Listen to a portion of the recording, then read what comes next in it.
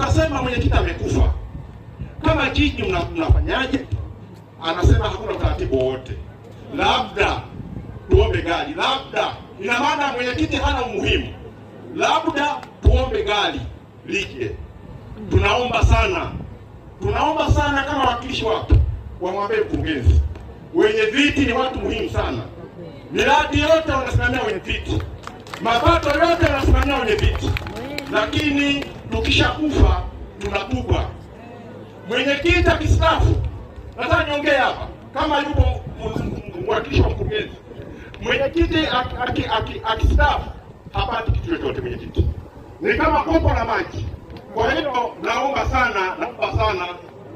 sana mkurugenzi ajaribu kuona wenye viti. Asante sana wenye viti wa serikali za mtaa Mbeya mjini kwa salamu zenu za